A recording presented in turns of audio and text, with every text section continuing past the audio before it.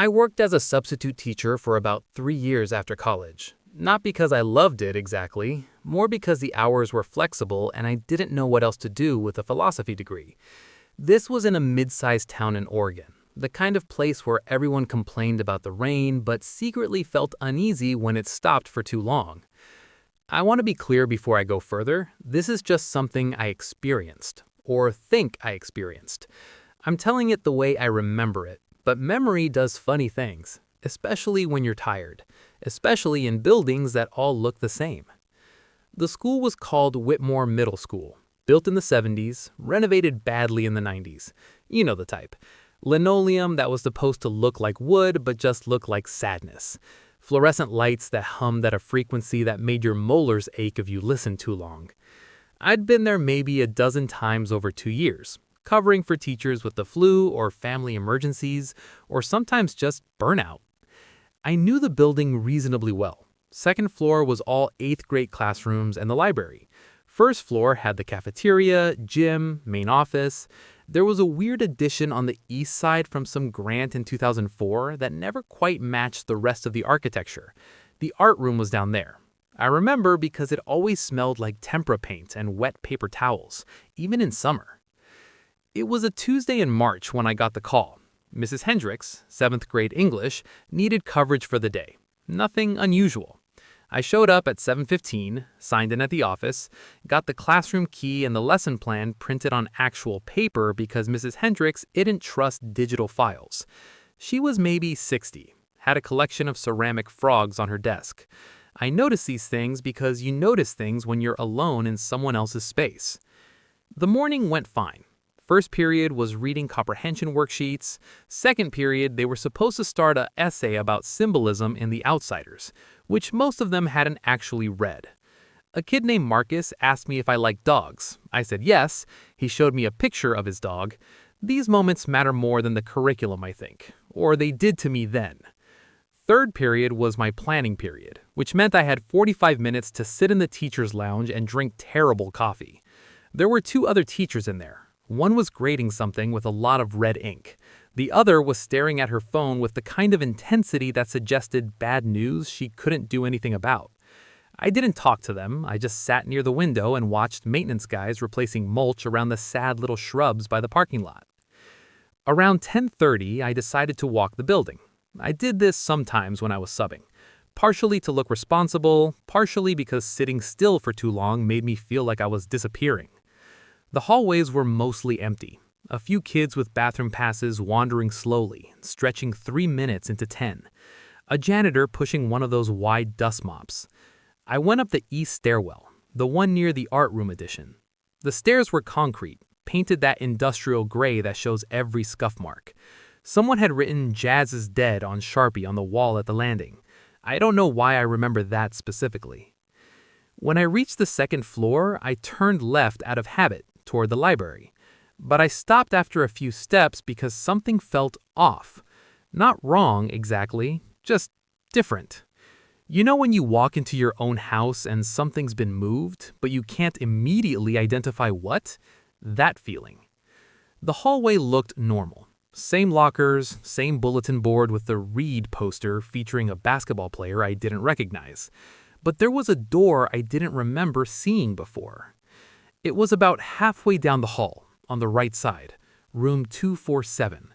Dark wood, like the other classroom doors, with a small rectangular window at head height and a metal number plate. Nothing unusual about it except I could have sworn there were only 6 classrooms on this stretch of hallway. Mrs. Patterson's room, Mr. Yao's room, the supply closet, Mrs. Daniels' room, Mr. Kirkwood's room, and the water fountain alcove at the end. 7 things, not 8. I stood there for a minute trying to recalculate. Maybe I was thinking of a different hallway. The building had a weird layout, lots of additions over the years. But no, I'd walked this exact route before. I remembered because Mrs. Patterson had a poster of the periodic table with cartoon elements that I always thought was sort of condescending. And I'd seen it before, and it was right there 3 doors down from where I was standing. The door to 247 had a small window, but I couldn't make out much through it. The lights were off. Inside there was a desk, a whiteboard, normal classroom stuff. I almost kept walking, but there was something else. The door wasn't quite flush with the frame. It was open maybe half an inch, and there was air coming from the gap. Not cold exactly, just different air. Like when you open a basement door and the atmosphere is slightly heavier, slightly mineral. I touched the door. The metal was cool. I pushed it open a few more inches. The room was empty. Desks arranged in rows, the teacher's desk at the front, neat and cleared off. Whiteboard completely blank, not even the ghost of old marker. The blinds were drawn, there was a clock on the wall above the board, the kind with the red second hand that ticks loudly. It was running. 10:37 a.m., same time as my watch. I don't know what I expected. Maybe a storage room or something. But it was just a classroom. Generic. Clean, but not recently cleaned. More like it had never been used enough to get dirty. The floor had that waxy sheen that comes right after summer maintenance, even though it was March. There was a smell, though. Faint, like chalk dust, but also something else. Dried flowers, old paper. I'm not explaining it well. It wasn't unpleasant, just oddly specific and out of place. I stepped inside. The door drifted shut behind me with a soft click, and I felt my stomach drop a little, the way it does when you're not sure if you're allowed to be somewhere. I was a teacher, technically, but I also felt like an intruder. The desks were the old kind, not the composite modern ones, but actual wood and metal. Each one had the little groove at the top for pencils. Someone had carved TB plus MK into one of them. The grooves were deep, old, the kind of thing that takes patience. I walked to the teacher's desk and opened the top drawer. Empty, completely. Not even a stray paper clip. The second drawer, also empty. The third was locked. There was a filing cabinet in the corner. Beige, 4 drawers, standard issue. I tried the top drawer. It slid open smoothly. Hanging folders, green, all labeled. But the labels were blank. I pulled one out, no papers inside. I tried another drawer. Same thing. Empty folders with blank labels, organized as if waiting for something. The whiteboard had a tray at the bottom for markers. I checked it. 3 markers, red, blue, black. I picked up the black one and uncapped it. Tested it on the board. It worked fine. Left a clear, dark line. I capped it and put it back. Above the whiteboard was a bulletin board with a fabric background, that industrial blue-gray you see everywhere. There were pushpin holes in it, lots of them, like things had been posted and removed many times. But the board itself was empty now. I stood in the center of the room for a while, just listening. The clock ticked, the building settled with little creaks and pops the way old buildings do. Somewhere far away, a locker flammed. But the room itself felt insulated, like sound didn't quite reach it the same way. I took out my phone to check the time. 10:43. Still had a few minutes before I needed to get back. But when I glanced at the screen, I noticed there was no signal. Not unusual in parts of the building. Concrete and metal don't love cell reception. But I'd had 2 bars in the hallway. That's when I noticed the posters. There were 3 of them, evenly spaced along the left wall. I don't know how I missed them initially. They were those motivational ones. One had a mountain climber with the word perseverance in big letters. Another had a chessboard with strategy. The third had a photo of a forest path with journey. Standard stuff. Every classroom had something like them, but these looked old. The paper had that yellow tint, the images were slightly faded, and the frames were actual wood, not the cheap plastic snap frames most teachers used. I walked closer to the one with the forest. The photo was nice, actually. Tall trees, dappled light, a path covered in leaves. Peaceful. But the longer I looked at it, the less peaceful it felt. Maybe it was the quality of the light in the photo, too even, too diffused. Or maybe it was the path itself. It didn't seem to lead anywhere. It just curved gently and disappeared into sameness. There was text at the bottom in small print. I had to lean in to read it. The way forward is the way through. I stood back. The clock ticked. Something about the room was making my chest feel tight. Not panic exactly, more like the feeling you get when you're trying to remember something important, but your brain won't cooperate. Like the answer is right there, just out of reach. I checked my phone again. 10:43. No new messages, still no signal. I should mention that I'm not someone who gets scared easily. Or maybe I should say I'm not someone who acts scared easily. I watched horror movies alone. I stayed in cheap hotels without checking under the bed. But standing in that classroom, I felt something I hadn't felt in years. The specific discomfort of being a child in trouble. That stomach drop certainty that you've done something wrong, even if you don't know what. I turned to leave, and that's when I saw the closet. It was in the back corner opposite the filing cabinet. A standard classroom closet with a white door, the kind with horizontal slats at the top for ventilation. I hadn't opened it, hadn't even really registered it. The door was closed, but there was light coming from the gaps around the frame. Thin lines of yellowish light, brighter than the ambient fluorescence. I stared at it for a long time, maybe 30 seconds. The light didn't flicker, just stayed steady. There could have been a dozen explanations. A window in the closet, a light someone left on, reflection from somewhere. But I didn't move toward it.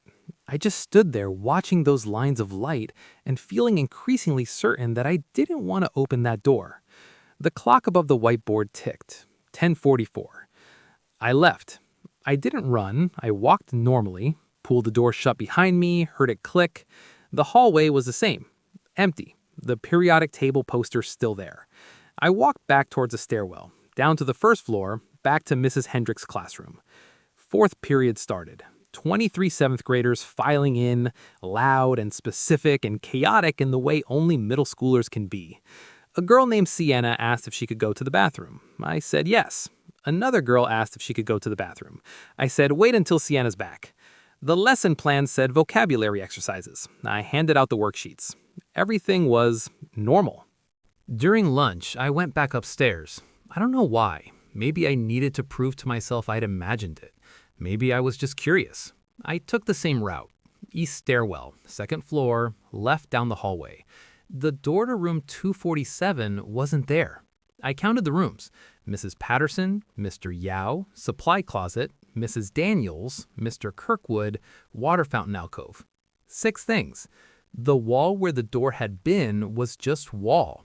Lockers, actually. Same lockers as everywhere else. Numbered 245, 246, 248, 249. No 247. I stood there for a while. A few students passed by, didn't acknowledge me. One of them spun the dial on locker 246, opened it, grabbed a textbook, slammed it shut again. The sound echoed. I put my hand on the wall where the door had been. Solid. Cool. Normal. That night, I looked up the school's blueprints online. They were a public record, filed with the county. The second floor showed 6 classrooms on the east hallway.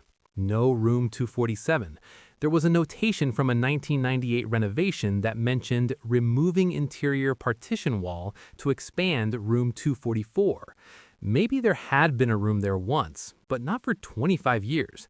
I tried to convince myself I'd gone confused, mixed up hallways, or remembered wrong, but I could still see it clearly. The door, the number plate, the desks, the chalk and flour smell, the light from the closet. I subbed at Whitmore 3 more times that spring. I never saw the room again. I did walk that hallway every time, though, casually, just to check. The last time I was there, in late May, I was covering for Mr. Yao, math. During a free period, I went up to the second floor again, and Mrs. Patterson was standing outside her classroom talking to a student. I didn't mean to eavesdrop, but I was close enough to hear. The student, a boy with braces, was asking about a test. Mrs. Patterson was explaining something about fractions. Then the kid said, "Can I leave my stuff in your room during PE? My locker's broken." Mrs. Patterson said, "Which locker?" 247, he said. She paused, just for a second. Then she said, "That one's been jammed since March. Use mine for today." I wanted to ask her about it, but I didn't. I just stood there, pretending to look at the periodic table poster until they finished talking and walked away. I don't work as a substitute anymore. I manage a bookstore now, in a different town. Better pay, less fluorescent lighting. But I still think about that room sometimes, usually late at night when I can't sleep, or when I'm alone in the stockroom and the building settles in that specific way old buildings do. I think about the light from the closet. I think about those empty folders with blank labels. I think about the motivational posters that felt wrong in a way I still can't articulate. Mostly, though, I think about the clock, the way it ticked at exactly the right time, the way the second hand moved smoothly, mechanically, counting moments in a room that maybe didn't exist, or used to exist, or exists somewhere else in some version of the building that I walked into by accident and can't find my way back to. I've looked for other people with similar experiences, online forums, Reddit threads, that kind of thing. There are plenty of stories about rooms that shouldn't exist, but none of them feel quite right. None of them mention the specific quality of the air or the way the silence felt intentional. Sometimes I wonder if I did open that closet and I just don't remember, if there's a part of the story I blocked out. But that doesn't feel right either. I remember leaving. I remember the click of the door. I remember walking away. What I don't remember is making the decision to leave. It's like there's a gap. One moment I was staring at those lines of light, and the next I was in the hallway. The middle part is just missing. Maybe that's the part that matters most, the part I can't access. Or maybe I'm overthinking it. Maybe it was just a storage room I'd never noticed before, and stress and bad coffee turned it into something strange in my head. Maybe the light in the closet was just light. Maybe the missing door is just my memory playing tricks. But I don't think so. Because sometimes when I'm shelving books in the back room, I'll turn a corner and see a door I don't remember being there. And I'll stop and look at it, really look at it, and try to figure out if it's new or if I never noticed it. And usually, after a few seconds, I'll realize I've seen it 100 times. It's just a storage closet or the staff bathroom or the electrical room. But those few seconds before I realize, when I'm not sure, my chest gets tight in exactly the same way. And I never open the door until I'm certain I know what's behind it.